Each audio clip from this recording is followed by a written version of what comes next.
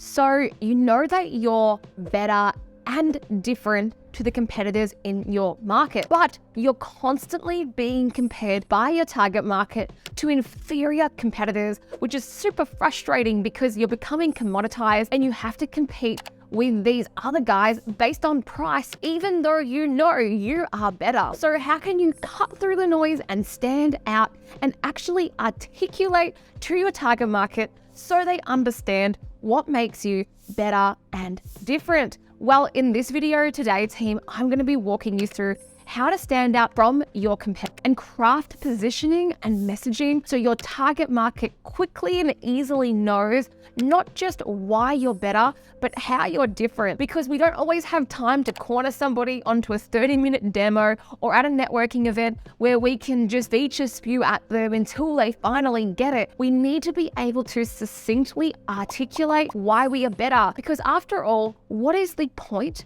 of having the best product or service if nobody knows about it? And of course, you should have the best product or service. That is how you are going to grow your business and have longevity in what you do. However, you need to have marketing that actually persuades and motivates somebody to buy from you. And that's what we're going to do today. So what you need is your positioning and your messaging sorted out, because this is going to be one of your core conversion levers of converting traffic into high quality leads and sales. As a recap, if you haven't seen my other videos, they are your target market. So understanding in their words, their hopes, their dreams, their fears, that big dream outcome that we're actually selling.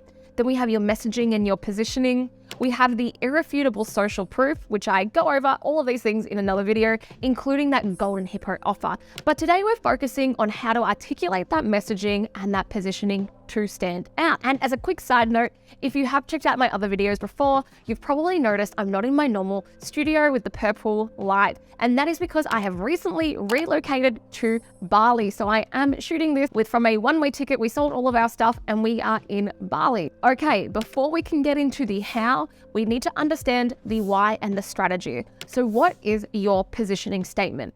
This is the statement that's going to communicate and articulate who you are, how you're better, but most importantly, how you are different. And then once you've done this, which is what we're going to be going through, then you can get the whole company on the same page. The CEO, the sales team, the customer support team, the people in the warehouse, everybody will actually be on the same page about who you are, what you do, and what makes you not just better, but different. So here are the 4 steps to create your positioning statement. As a quick FYI, this is an adapted version that I got from April Dunford's book, Obviously Awesome. So the first thing is to write down, what are you being compared to? So what would somebody do if you didn't exist?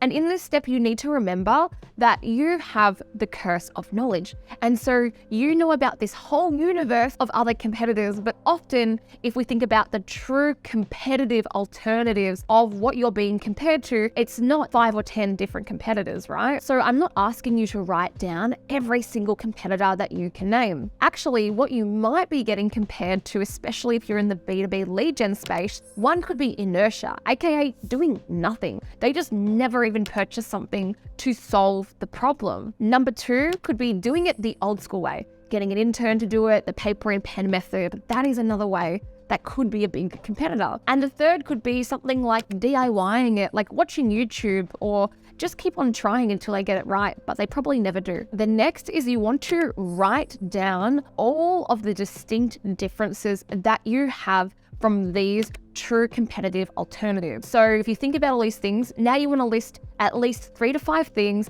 that you uniquely have. Just bullet point them down. Basically, you want to be writing down almost like your features or why you are better at what you do. What are the things that you uniquely have? If you find this hard, write down why should somebody choose you over all of your other competitors out there. And as a quick reminder, if you can't write these things down, and a lot of our clients find this really hard, right? Because they understand it in their brain, but they can't articulate it into a succinct message and sales pitch. Well, your customers will never understand and you will remain commoditized in your market, competing on price, which is a very icky place to be. So up on the screen now, you've brainstormed this, right? You can start to put it into this framework. So you can see that we have the distinct difference, which is what only you have. The next column is why should the avatar care? So this is like connecting the benefit and the contextualized benefit. So you don't just want to say, oh yeah, we make funnels, because that's what I do in my business. If I just said that, everyone would be like, cool, who cares? The benefit for that is that you can have a predictable, scalable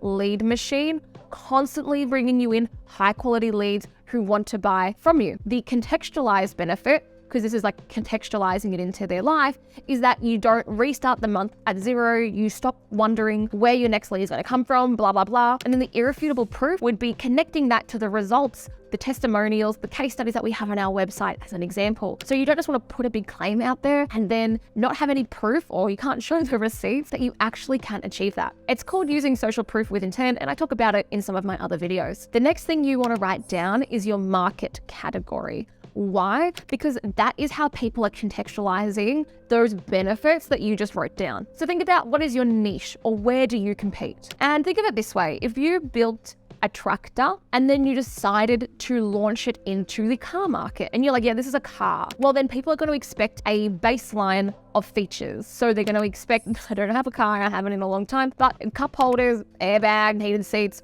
whatever you people like in cars. And then if your tractor doesn't have that, and that's the baseline minimum thing that people expect, they're not going to be into it, right? They're already expecting a certain thing from that market category, and your distinct differences are what help you to take it to the next level and help you to contextualize and make them understand what makes you not just better, but different. Okay, now we have these things, we're set to create your positioning statement. And here is the formula you can steal. So this is the only category, market category, who provides value or big dream outcome transformation for market that gets this big result. These are the core things.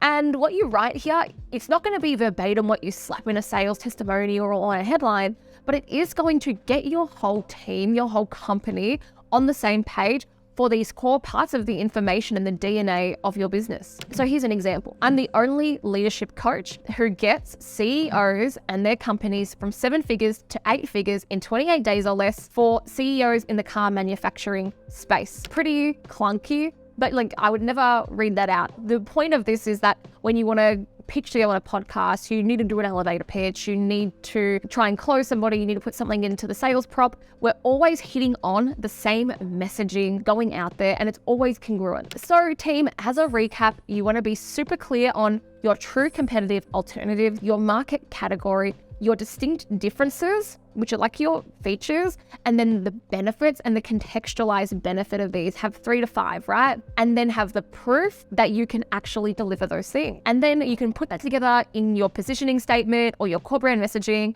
and get your whole team on the same page. So thank you for watching another video. I hope that was helpful. And remember, knowledge is power, but it is totally useless unless you go and take action. Basically, it is mental masturbation and you don't get anything done and nothing ever changes. So go away, have a stab at this, leave it in the comments and I will give my feedback. Or if you have a landing page or a website, if you want help figuring out how to convert more of your traffic into high quality leads and sales, drop it in the comments and I can give you 2 to 3 really actionable things to help you to get more leads and sales. Other than that, make sure you like and subscribe, and I will chat to you all in the next video.